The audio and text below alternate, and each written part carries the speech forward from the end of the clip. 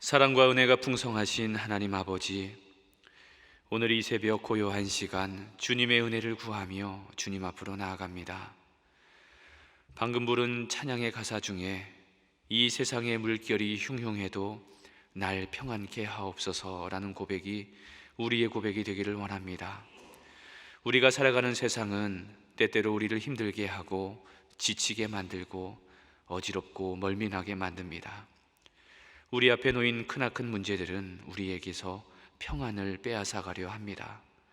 사랑의 주님, 주님이 주신 평안을 절대 빼앗기지 않도록 우리 영혼을 붙들어 주시옵소서. 우리가 하나님의 자녀라는 사실, 그리고 주님께서 우리를 기뻐하신다는 사실을 영혼 깊은 곳에 새기며 주님이 주시는 참된 평안을 누리는 오늘 하루가 되게 하여 주시옵소서. 그리고 단순히 평안을 누리는 것을 넘어 평화를 만드는 사람, 세상을 화평케 하는 피스메이커로 살아가는 저희들 모두가 되게 하여 주시옵소서. 전쟁과 분쟁으로 인해 고통 중에 있는 이들을 위하여 기도합니다. 언제 포탄이 날아올지 모르는 불안함 가운데 살아가는 이들이 있습니다. 전쟁을 피해 피난길에 오른 가족들도 있습니다. 집과 일터를 잃고 모든 희망을 잃은 채 한숨 짓는 이들이 있습니다. 전쟁으로 인해 사랑하는 가족을 잃고 찢어지는 가슴을 부여잡으며 오열하는 이들도 있습니다.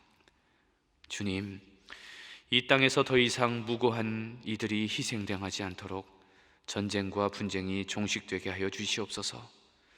분쟁 지역의 지도자들의 마음을 움직여 주셔서 자신의 권력과 이익을 추구하기보다는 국민들의 평화와 안녕을 위해 지혜로운 결단을 하게 하옵소서.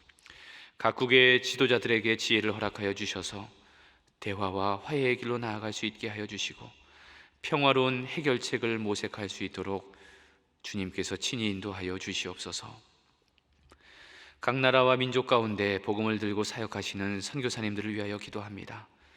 그들이 복음 전파의 사역을 감당할 때 지치지 않게 하시고 영적 전쟁에서 주님 주신 능력으로 승리케 하여 주시옵소서. 그들이 사역하는 곳곳마다 주님의 은혜가 흘러넘치게 하시고 주님의 사랑이 전달되게 하여 주시옵소서. 낯선 땅에서 이방인으로 살아가느라 힘들고 외로울 때 주님께서 그들을 위로하여 주시고 날마다 새 힘을 공급하여 주시옵소서. 선교지의 현지인들을 위하여 기도합니다. 그들의 삶에 복음이 깊이 뿌리게 내리게 하여 주셔서 현지 교회가 믿음의 공동체로 굳건히 서게 하여 주시옵소서. 그들이 믿음으로 자라나 복음의 일꾼으로 세워지게 하시고 선교지에서 날마다 믿는 자의 수가 더해지는 놀라운 부흥의 역사를 경험케 하여 주시옵소서. 중요한 결정을 앞두고 있는 이들을 위하여 기도합니다. 이들이 마주한 상황 속에서 혼란과 걱정이 아닌 지혜와 분별력으로 올바른 길을 선택해 하여 주시옵소서. 인생의 중요한 길목에서 어떤 결정을 내려야 할지 고민하는 이들에게 성령 하나님께서 분명한 인도하심을 보여주시고 들려주시옵소서.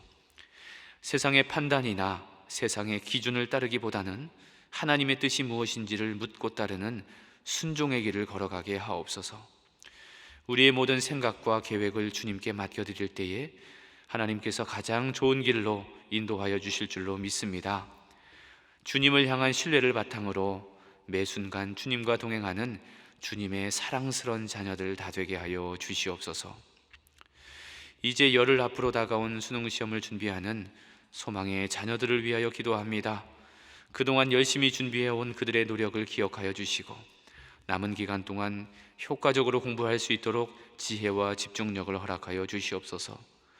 수능시험을 통해 더욱 주님을 의지하는 시간이 되게 하시고 하나님이 예비하신 길로 한 걸음 더 나아가는 진전의 계기가 되게 하여 주시옵소서. 긴장과 두려움에 사로잡히지 않도록 마음과 생각을 지켜주시고 시험의 압박 속에서도 주님이 늘 함께 계심을 믿으며 마음의 평안을 누리게 하여 주시옵소서. 어려운 문제를 만났을 때 당황치 않게 하시고 침착하게 대처할 수 있는 지혜와 용기를 더하여 주시옵소서. 수험생들을 위해 간절한 마음으로 기도하는 부모와 가족들에게도 평강 주시기를 기도합니다. 시험이 다가올수록 서로 격려와 위로의 말을 나누므로 자녀들이 부모의 사랑과 지지 속에서 담대히 시험에 임할 수 있도록 주님께서 능력의 오른손으로 수험생들을 붙들어 주시옵소서. 소망의 성도들을 위하여 기도합니다.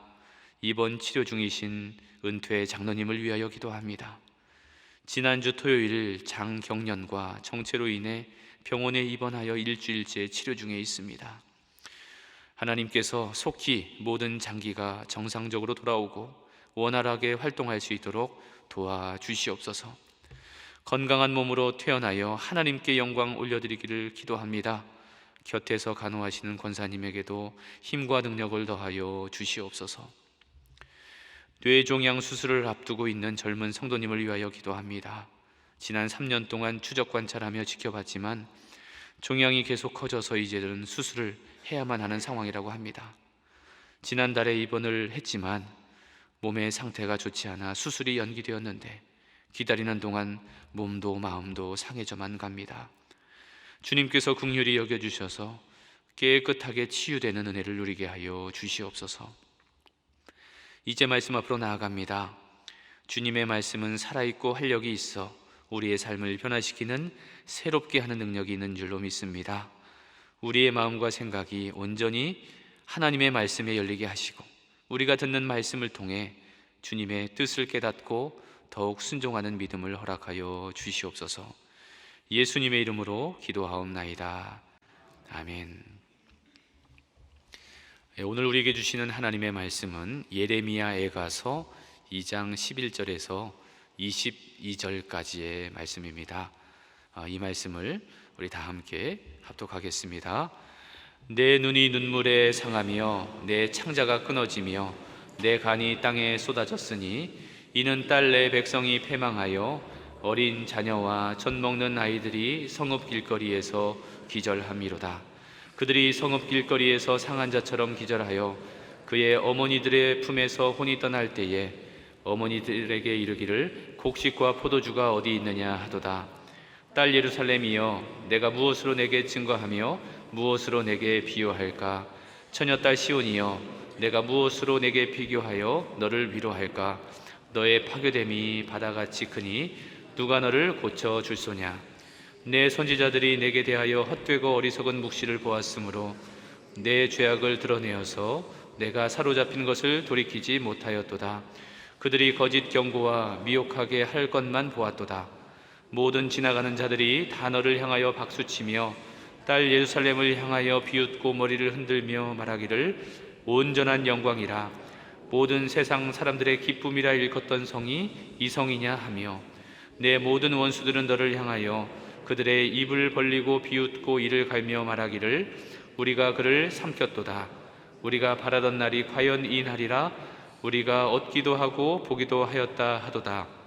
여호와께서 이미 정하신 일을 행하시고 옛날에 명령하신 말씀을 다 이루셨음이여, 긍휼히 여기지 아니하시고 무너뜨리사 원수가 너로 말미암아 즐거워하게 하며 내 대적자들의 뿔로 높이 들리게 하셨도다.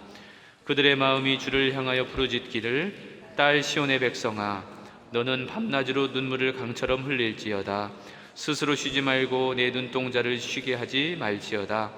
초저녁에 일어나 부르짖을지어다. 내 마음을 주의 얼굴 앞에 물 쏟듯 할지어다. 갓길 어귀에서 주려 기진한 내 자녀들의 생명을 위하여 주를 향하여 손을 들지어다 하였도다. 여호와여 보시옵소서. 주께서 누구에게 이같이 행하셨는지요? 여인들이 어찌 자기 열매 곧 그들이 낳은 아이들을 먹어오며 제사장들과 선지자들이 어찌 주의 성소에서 중음을 당하오리이까? 늙은이와 젊은이가 다 길바닥에 엎드러져 싸우며 내 처녀들과 내 청년들이 칼에 쓰러졌나이다. 주께서 진노의 날에 죽이시되 긍휼히 여기지 아니하시고 도륙하셨나이다. 주께서 내 두려운 일들을 사방에서 부르시기를 절기 때 무리를 부름같이 하셨나이다. 주께서 진노하시는 날에는 피하거나 남은 자가 없나이다. 내가 낳아 기르는 아이들을 내 원수가 다 멸하였나이다. 아멘. 오늘 본문은 유다의 멸망을 목도한 예레미야 선지자의 탄식이 기록되어 있습니다. 예레미야는 유다의 마지막 시기에 활동했던 선지자입니다. 그는 백성들의 죄악과 우상 숭배를 강하게 비판했고, 속히 지금이라도 늦지 않았으니 하나님께로 돌아오라고 촉구했습니다. 그러나 안타깝게도 유다의 백성들은 선지자 예레미야의 외침을 거부하고 또한 무시했습니다. 결국 그가 예언한 대로 유다는 바벨론에 의해서 멸망을 당하게 되죠. 오늘 본문인 예레미야 애가서는 유다의 멸망 직후에 쓰여진 것으로 보입니다. 예레미야 애가서가 총 5장으로 구성되어 있는데, 그 중에서 예레미야의 멸망을 가장 생생하게 기록되고 있는 장면이 바로 2장이고 오늘 본문입니다. 그렇다면 오늘 본문을 한 절씩 살펴보면서 무너진 곳에서 외치는 예레미야의 눈물의 메시지를 우리 다시 한번 살펴보도록 하겠습니다. 먼저 11절은 유다의 패망으로 인한 예레미야의 극심한 슬픔을 기록하고 있습니다. 11절 말씀입니다. 내 눈이 눈물에 상하며 내 창자가 끊어지며 내 간이 땅에 쏟아졌으니 이는 딸 내 백성이 패망하여 어린 자녀와 젖 먹는 아이들이 성읍 길거리에 기절함이로다. 바벨론에 의해 멸망당한 유다의 상황은 그야말로 참혹했습니다. 그렇게 참혹한 광경을 바라보는 예레미야의 고통도 이루 말할 수 없는 고통이었습니다. 얼마나 예레미야가 아팠는지 11절에 따르면 내 눈에 눈물이 상했다라고 말합니다. 이 말은 눈물을 너무 많이 흘려서 눈이 퉁퉁 부어서 시력이 잃을 정도로, 앞이 보이지 않을 정도로 그 지경에까지 이르렀다는 것입니다. 그러면서 그는 내 창자가 끊어졌으며 라고 말합니다. 유다의 멸망이 얼마나 안타까웠는지 예레미야는 이 창자가 끊어지는 고통을 겪고 있습니다. 그리고 내 간이 쏟아졌으니 라고 말하죠. 그러니까 창자가 끊어지는 고통을 넘어서서 여러분, 간이 쏟아진다, 간담이 녹는다. 여러분, 얼마나 그 고통이 극심했을지 아마 우리는 감히 상상조차 하지 못할 것입니다. 그렇다면 도대체 예레미야 선지자가 무엇을 보았길래 이렇게 눈물이 나고 창자가 끊어지고 간이 쏟아지는 고통을 겪었을까요? 그것은 12절의 광경을 목격했기 때문입니다. 12절 말씀입니다. 그들이 성읍 길거리에서 상한 자처럼 기절하여 그들의 어머니들의 품에서 혼이 떠날 때에 어머니들에게 이르기를 곡식과 포도주가 어디 있느냐 하도다. 여러분, 이 12절이 정말 참혹한 것은 어린아이들이 이미 죽은 것이 아니라 죽어가는 것을 묘사하고 있기 때문입니다. 나라가 망하고 오랜 전쟁의 결과로 성읍에는 먹을 것이 없었습니다. 먹을 것이 없으니 아이들이 영양실조에 걸리겠죠. 여러분, 영양실조에 걸리니 아이들이 일어날 힘이나 있었겠습니까? 그 아이들이 쓰러져 있는 것입니다. 어린아이가 그 어머니의 품에서 마지막 숨을 거두기 전에 곡식과 포도주가 어디 있습니까? 이 말은 먹을 것 좀 주세요, 먹을 것 좀 주세요, 그런 말입니다. 여러분, 이 얼마나 안타까운 상황입니까? 아이들이 무슨 죄가 있습니까? 도대체 무슨 죄가 있길래 이처럼 속절없이 죽어가야 하는 것입니까? 12절에 보면 어머니라는 단어가 2번이나 등장을 합니다. 속절없이 죽어가는 어머니를 바라보는 어머니의 찢어지는 심정, 그 심정이 우리에게도 전달되는 듯합니다. 이 장면을 바라보는 예레미야의 마음은 슬픔으로 무너져 내립니다. 13절 말씀입니다. 딸 예루살렘이여, 내가 무엇으로 내게 증거하며 무엇으로 내게 비유할까? 처녀딸 시온이여, 내가 무엇으로 내게 비교하여 너를 위로할까? 너의 파괴됨이 바다같이 크니 누가 너를 고쳐 줄소냐? 이 예레미야는 말하기를 유다의 파괴됨이 너무 커서 그 어느 것에도 비교할 수 없다. 굳이 비유를 하자면 13절 후반절에 바다같이 크다라고 말합니다. 바다같이 크다. 여기서 말하는 바다는 아마도 지중해를 가리킬 텐데, 유다의 파괴됨이 얼마나 처참하게 파괴됐는지 다른 어떤 것에 비교할 수 없고 바다같이 크다라는 것이죠. 이렇게 유다의 상태는 매우 위중했습니다. 마치 손을 댈 수 없는 상황에 이른 중병에 이른 환자처럼 손을 댈 수 없는 상황과 같았습니다. 상처가 깊어지고 나서 후회하는 것은 어리석은 것입니다. 치료가 가능할 때, 회복 가능성이 있을 때 빨리 치료하는 것이 그 사람이 사는 길이겠지요. 이렇게 병이 깊어지기 전에 하루라도 빨리 치료해야 하듯이 죄도 마찬가지입니다. 죄도 너무 깊어지기 전에 빨리 하나님께로 돌아와야 합니다. 그래야 살 수 있는 것입니다. 그런데 유다 백성들은 너무 늦은 것입니다. 회복 불가능한 상황에 이르렀습니다. 그래서 아무도 고쳐줄 자가 없다고 예레미야는 지금 한탄하고 있는 것입니다. 이어지는 14절에서 예레미야는 유다의 치명적인 과오를 지적합니다. 14절입니다. 내 선지자들이 내게 대하여 헛되고 어리석은 묵시를 보았으므로 내 죄악을 드러내어서 내가 사로잡힌 것을 돌이키지 못하였도다. 그들이 거짓 경고와 미혹하게 할 것만 보았도다. 그 유다 백성들의 치명적인 과오는 참된 선지자들의 예언에는 귀를 막고 거짓 선지자들의 예언에는 귀를 열었다는 데 있습니다.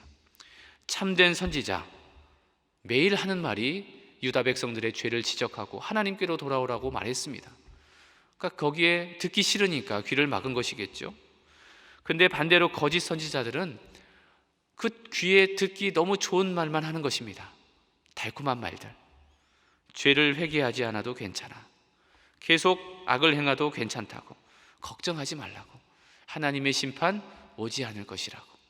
그렇게 그들에게 거짓 안심을 시켰습니다. 실제로 성경에 보면 거짓 선지자 하나냐와 스마야가 거짓 예언으로 그들에게 거짓 희망을 전해주는 장면이 나오죠.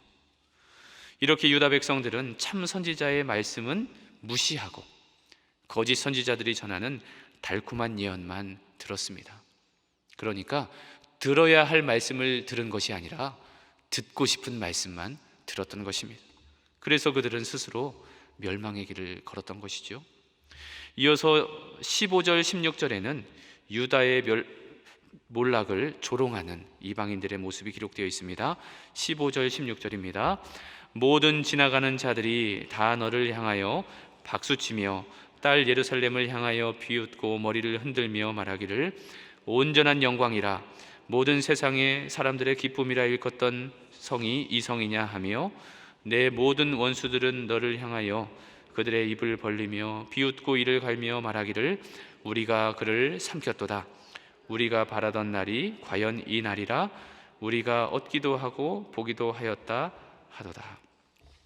유다의 멸망을 구경하러 온 이방인들이 이제는 예루살렘을 향해 박수치고 비웃고 그렇게 머리를 흔듭니다.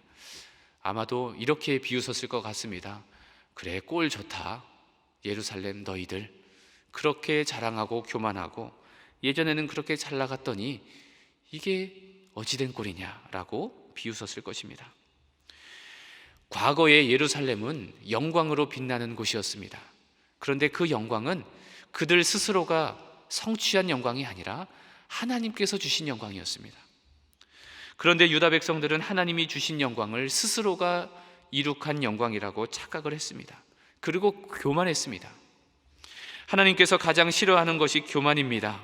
교만은 패망의 선봉이요 넘어짐의 앞잡이라고 했는데 유다 백성들은 교만했습니다. 그래서 넘어진 것입니다. 그렇다면 유다의 멸망은 원수의 승리일까? 그렇지 않습니다. 17절 말씀입니다. 여호와께서 이미 정하신 일을 행하시고 옛날에 명령하신 말씀을 다 이루셨으며 긍휼히 여기지 아니하시고 무너뜨리사 원수가 너로 말미암아 즐거워하게 하며 내 대적자들의 뿔로 높이 들리게 하셨도다. 유다 백성들이 당했던 이 모든 일은 원수들이 한 일이 아니었습니다. 바벨론이 의로워서 그들을 멸망시킨 것이 아니었습니다. 이 모든 일이 하나님이 하신 일이고 하나님의 주권으로 하나님이 정하신 때에 하나님의 뜻을 이루신 것입니다. 하나님이 진정 원하시는 것은 유다 백성들의 회개였는데 하나님은 그들에게 여러 번 기회를 주었는데 수차례 예루살렘의 심판을 경고했는데 그들이 경고를 무시했기 때문에 하나님이 심판을 한 것이지 원수들의 승리가 아님을 17절은 말씀하고 있습니다. 이제 유다 백성들은 하나님을 향해 부르짖기 시작합니다. 18절 19절 말씀이 중요한데요, 우리 18절 19절 말씀을 같이 읽어보겠습니다. 그들이 마음이 주를 향하여 부르짖기를, 딸 시온의 성벽아, 너는 밤낮으로 눈물을 강처럼 흘릴지어다. 스스로 쉬지 말고 내 눈동자를 쉬게 하지 말지어다. 초저녁에 일어나 부르짖을지어다. 내 마음을 주의 얼굴 앞에 물 쏟듯 할지어다. 갓길 어귀에서 주려 기진한 내 어린 자녀들의 생명을 위하여 주를 향하여 손을 들지어다 하였도다.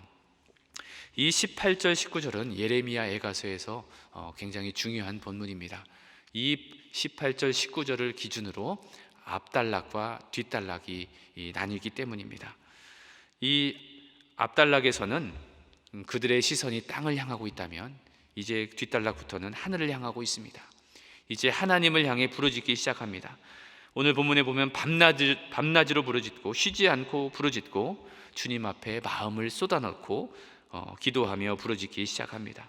이제 그들의 눈이 하늘을 향합니다. 비록 아직도 하나님의 진노의 구름이 가득 덮여 있지만, 그러나 그 진노의 구름 사이로 한 줄기 소망의 빛이 비춰옵니다. 탄식에서 멈추지 않고 기도로 나아가는 것, 그것이 바로 회개의 시작일진데, 이제 유다 백성들은 하늘을 향해 손을 들고 기도함으로 새로운 회개로 나아가고 있는 것입니다. 이제 마지막으로 예레미야는 유다를 향한 하나님의 심판이 멈추기를 기도합니다. 20절에서 22절까지의 말씀을 다 함께 읽습니다. 여호와여 보시옵소서, 주께서 누구에게 이같이 행하셨는지요? 여인들이 어찌 자기 열매 곧 그들이 낳은 아이들을 먹으며 제사장들과 선지자들이 어찌 주의 성소에서 죽임을 당하오리이까? 늙은이와 젊은이가 다 길바닥에 엎드러져 싸우며 내 처녀들과 내 청년들이 칼에 쓰러졌나이다. 주께서 주의 진노의 날에 죽이시되 긍휼히 여기지 아니하시고 도륙하셨나이다. 주께서 내 두려운 일들을 사방에서 부르시기를 절기 때 무리를 부름같이 하셨나이다. 여호와께서 진노하시는 날에는 피하거나 남는 자가 없나이다. 내가 낳아 기르는 아이들을 내 원수가 다 멸하였나이다. 여호와여 보시옵소서라는 말로 시작된 이 기도는 기도라기보다는 하나님을 향한 원망 섞인 탄식이라고 볼 수 있습니다. 이 20절에서 22절에 보면 그 예레미야는 유다의 참상을 가장 참혹한 것부터 하나님께 보고하면서 기도를 하는데, 가장 처참한 장면은 그들이 낳은 아이를 먹는 장면입니다. 바벨론의 군대가 예루살렘 성을 포위한 지가 수개월이 흐르고 성 안에 물과 양식이 떨어지고 백성들은 굶주림에 허덕이자 버티고 버티다 못해 그들은 끔찍한 일을 행하고 말았습니다. 그리고 제사장들과 선지자들도 끔찍한 일을 당하게 됩니다. 그들이 자신의 소임을 감당하는 거룩한 성소에서 죽임을 당합니다. 또한 이런 끔찍한 심판은 나이와 성별과 상관없이 진행되는데, 늙은이와 젊은이가 엎드려지고 청년들이 칼에 쓰러지고, 이렇게 주의 진노의 날에 하나님은 엄중한 심판을 단행하십니다. 이에 예레미야는 이런 하나님의 심판을 멈춰 달라고 하나님께 탄식의 기도를 올려 드림으로 오늘 본문은 끝나게 됩니다.